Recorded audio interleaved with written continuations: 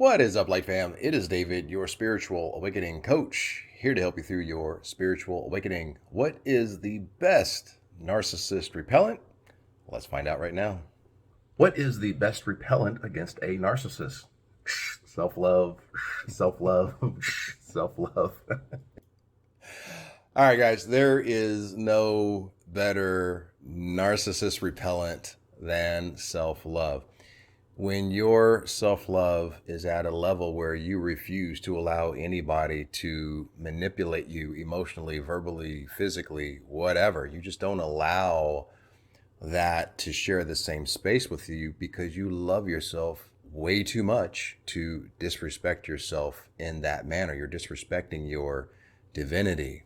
You are sacrificing your mental health and your peace, and you love yourself too much for that to happen.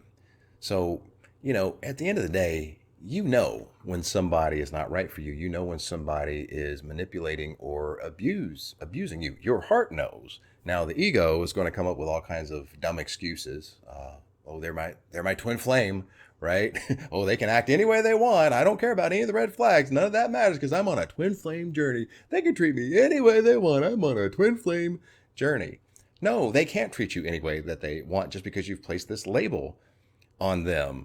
Your divinity, your worth, your sanity, your mental health, your peace comes before anything, including some label that you've placed on some other person.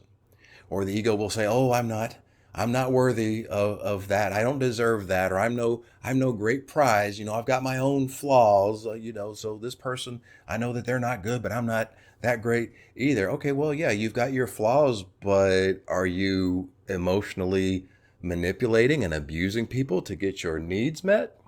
There's a difference there, you see.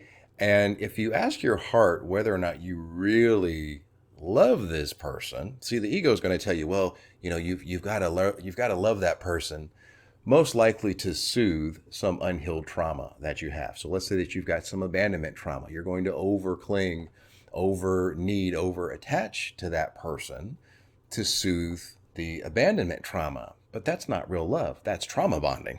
Trauma bonding is not love. Your heart knows whether or not you're in love. The ego is going to tell you, oh, you need that person to, soothe these issues that you don't want to look at. So let's just cling on to this person and get our needs met so that we can bypass doing the healing.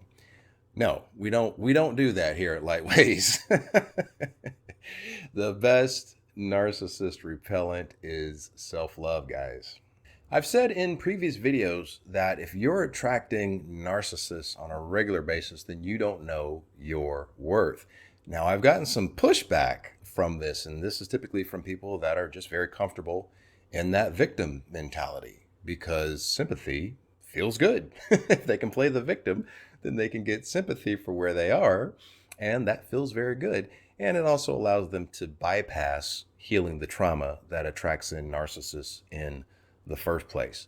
So you're going to have to get to a place where that sympathy no longer has that deliciousness to it. You got to get sick and tired of being sick and tired, and the emotional payback, which is the sympathy, it no longer outweighs feeling bad about this narcissist that you're keeping in your life just to soothe that unhealed trauma. You see, the ego says, well, if I take accountability and I can no longer play the victim, then I'll no longer get that sweet sympathy. But what I want you to understand is that sympathy will never taste as delicious and be as sweet as sovereignty. Ooh, nothing feels better than being self-validating, self-approving, self-loving. When your self-love is at a healthy level, you value yourself as the source of love. You view yourself as the source of love. You're not viewing some other person that you're keeping in your space against your heart's wishes as your source of love. And then you have no issues honoring your divinity and getting out of your space what no longer serves you. So this is why I say that if you have a narcissist in your space, or you're repeatedly attracting narcissists, you don't know your worth. And this is because narcissists are bullies. They pick on people that don't know their worth. In other words, their food are people that are seeking validation, that are seeking their approval. So, when you're codependent, that's what the narcissist latches onto. When you're codependent, you haven't healed that trauma that makes you self-validating, self-approving, and independent, then yeah, that's going to attract in narcissists. But, don't allow the ego to sell you a story. Well, my identity is I'm this weak little empath. I'm just destined to attract narcissists. No, that's your story. The universe is always going to mirror back to you your story. It's always going to mirror back to you your BS belief system.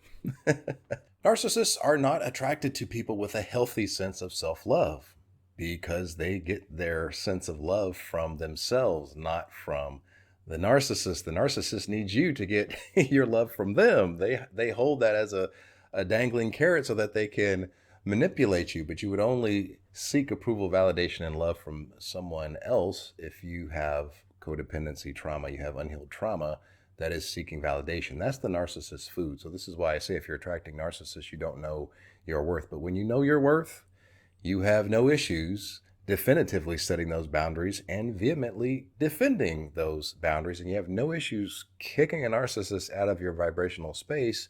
It's okay if you lose them because you don't view them as your source of love, approval, or validation in the first place.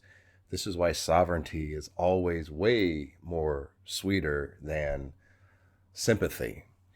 So at the end of the day, your heart knows. Your heart knows if you actually love this person or if you're just keeping them around to soothe that codependency trauma, which really means that you're just bypassing healing the trauma that attracted the narcissist in the first place.